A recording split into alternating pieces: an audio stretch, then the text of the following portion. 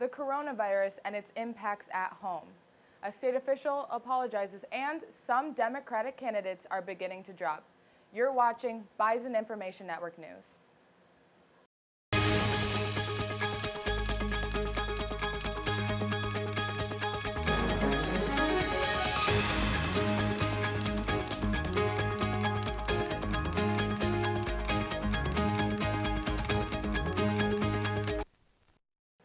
Good evening, everyone, and thanks for joining us. We begin tonight with a topic that has Americans wondering, what's next?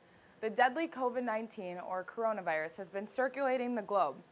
There have been over 100 confirmed cases and at least 11 deaths in the United States alone. North Dakota hasn't had any confirmed cases of the virus yet, but the CDC is asking everyone to take precautionary measures to prevent the possible spread. Concern over the virus isn't just global. NDSU President Dean Brashani released a statement earlier this week commenting on the status of NDSU students studying abroad in countries the virus has taken over.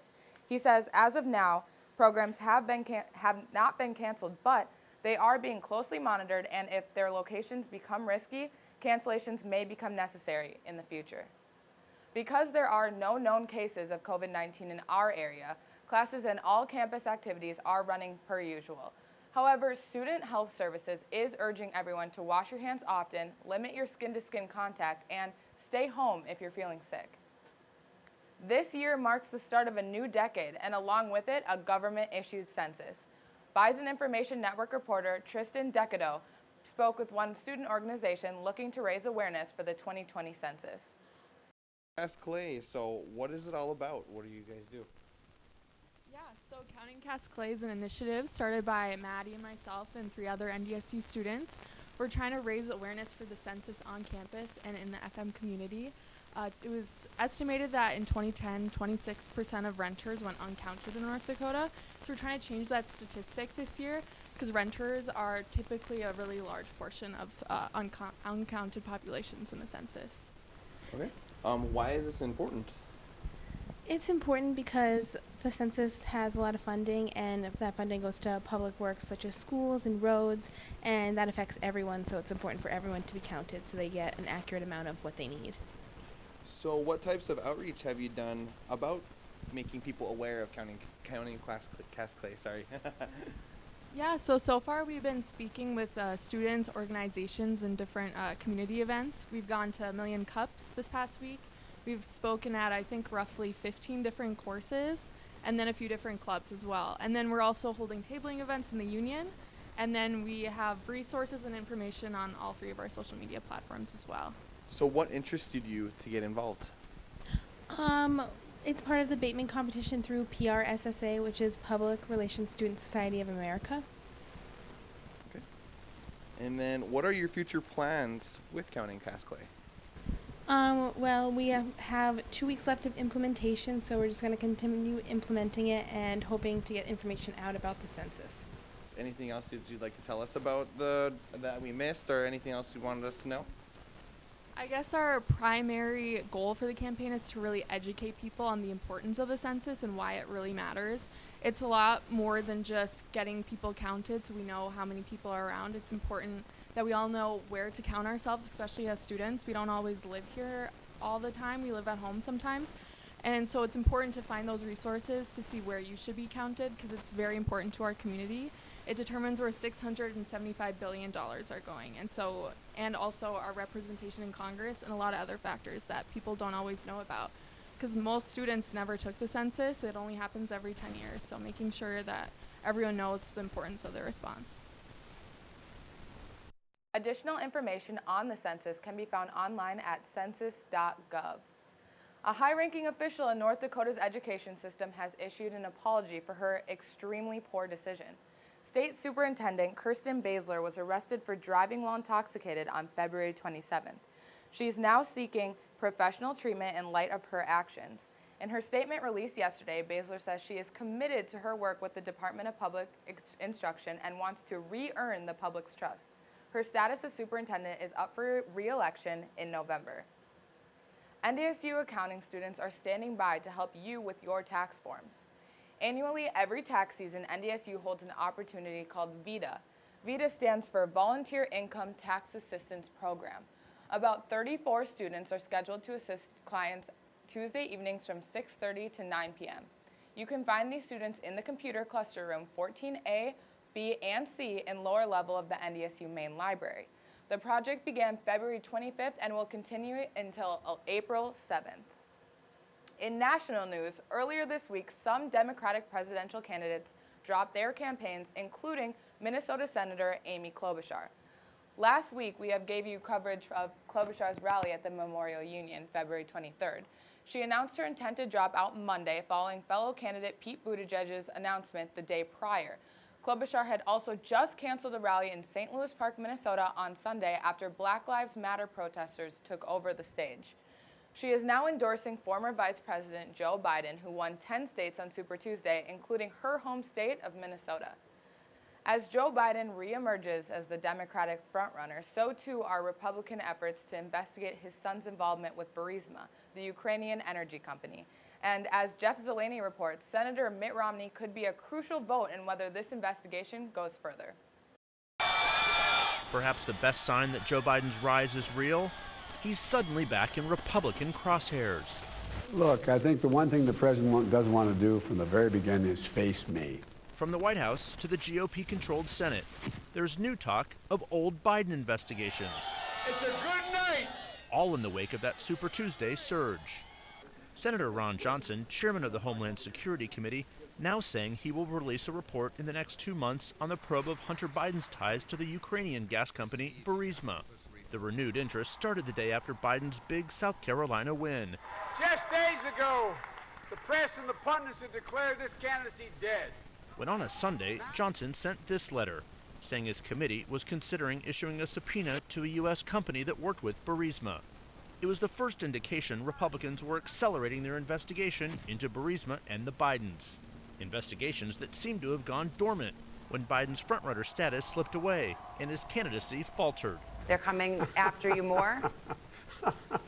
Of course, there's nothing there. The president and his allies have repeatedly made unfounded and false claims to allege the Bidens acted corruptly in Ukraine. The president making clear on Fox News that Hunter Biden's business dealings will be front and center in the race if Biden is the nominee. That will be a major issue in the campaign. I will bring that up all the time.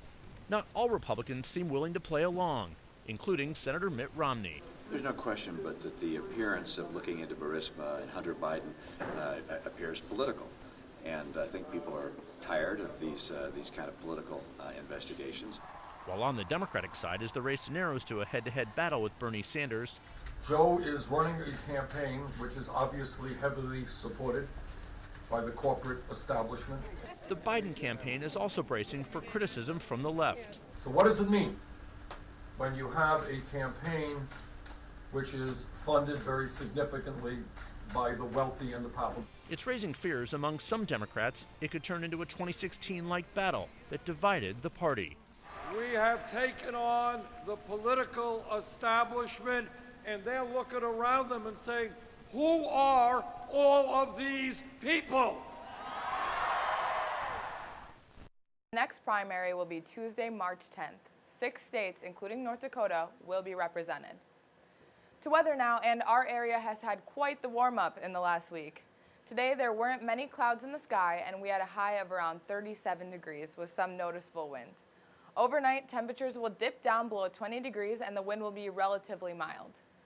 Now to our 7-day forecast, it looks like we'll be getting a lot of the same in the upcoming week. For this weekend, high temperatures will remain in the mid to upper 30s, the lows will be reasonable, and there should be plenty of sunshine on Saturday.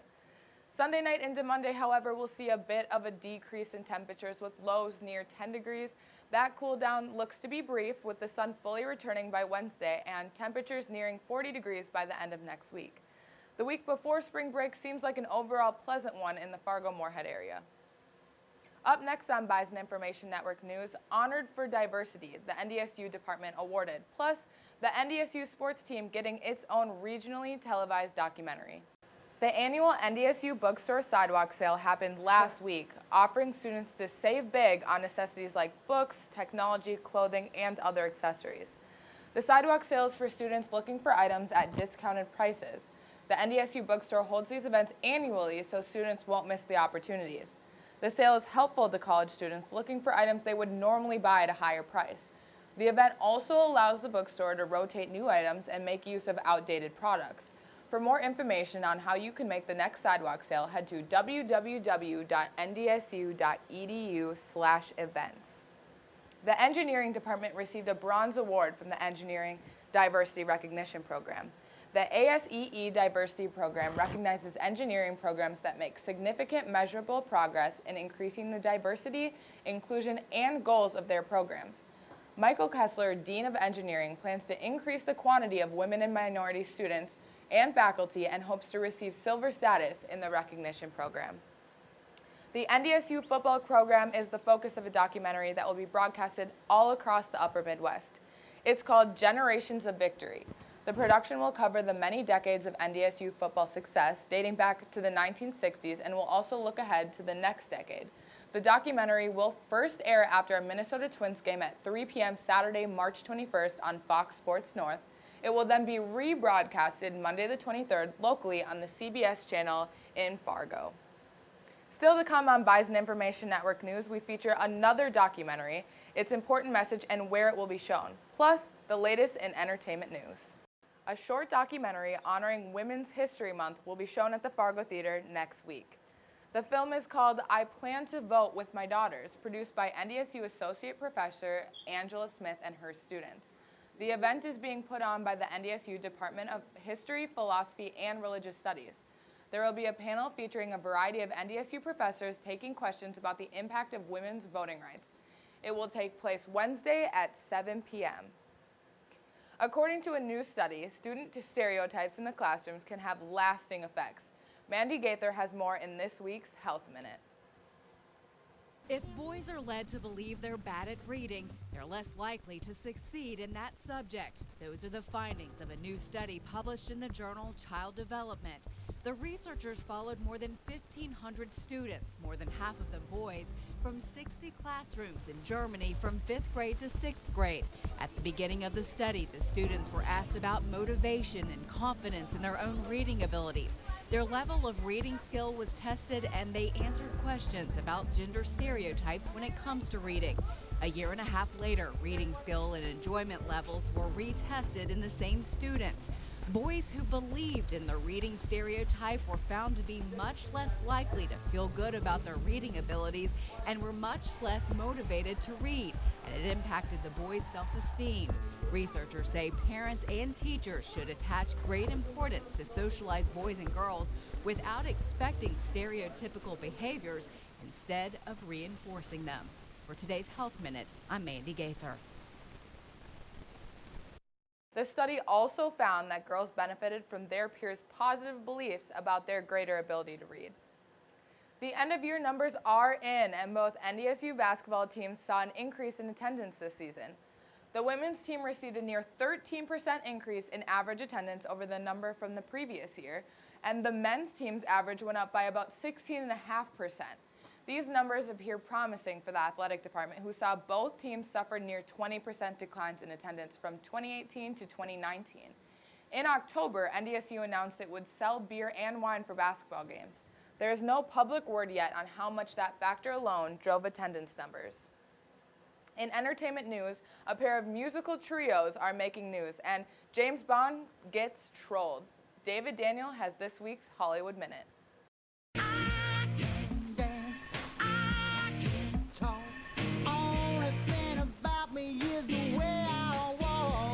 They're putting the band back together. Genesis is reuniting for the first time in 13 years. Phil Collins, Mike Rutherford, and Tony Banks broke the news on BBC Radio. They'll perform a series of shows across the UK this year. The trio last performed together in 2007. We moved to California and we followed your dreams. I believed in the promises you made to me. It's been 14 years since the Dixie Chicks' last album, but that's about to change.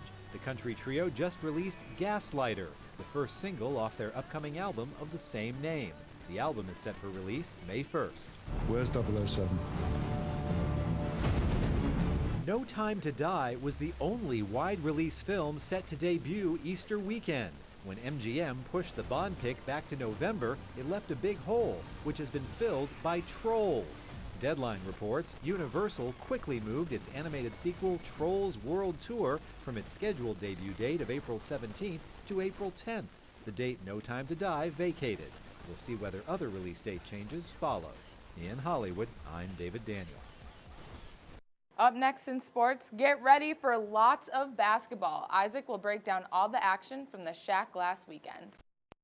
How about those basketball games last weekend? And with so much stake all weekend for both teams, we're breaking down the 3 games that took place after last week's sportscast, beginning with the instant classic for the NDSU men against South Dakota State. The Jackrabbits led early, but not for long. A filled student section for this one, and in the first half, Cameron Hunter picks the pocket of Alex Arians, then Sam Griesel drops his defender, and Tyson Ward slams it down on the fast break, part of a 10-0 Bison run. They led 31-30 at the halftime break. The back-and-forth action would continue into the second half for both ways. Baylor Shireman here of SDSU on the fast break with the fake and the beautiful bounce pass to Noah Friedel for the slam to put the Jacks up by 7. But NDSU, though, mounting a comeback. Vinny Shahid here in the post spins off his defender and finishes it at the rim. This one would head to overtime, tied at 60. And in the final minute of overtime, Bison down 1. Ward gets into the paint, realizes he's wide open, and puts in the go-ahead basket. It's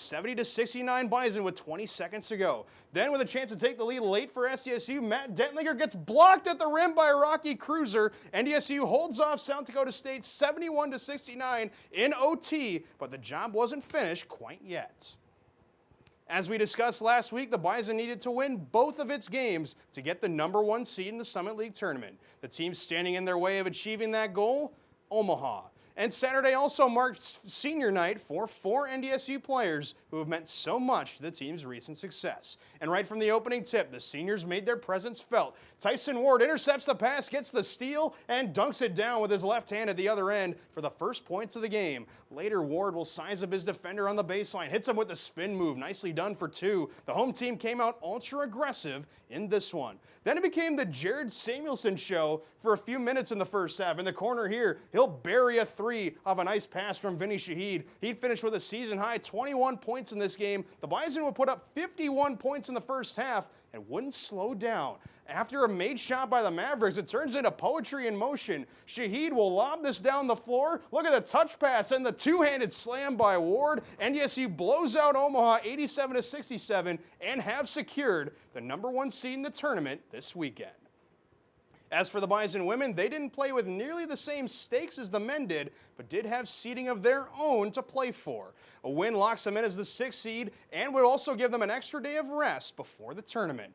End of the first half, Nicole Scales catches fire as she'll hit one from the land of 3 to put NDSU up by 5 at the half. But Omaha, though, would keep it close the entire second half. Mariah Murdy here onto your screen will post up on Danica Vagley. She'll scoop this in with the left hand to make it just a 2-point deficit for the visitors. Now it's a 2-point Maverick lead late in the fourth quarter when Sofia Zovalovic in her last game at home nails a 3 and the Bison retake the lead. But this one would come down to free throws, and it's the senior Riley Nudell from Buffalo, North Dakota, finishing it off for the Bison, who win it 67-64, and it's a fitting end to their senior day at the Shack.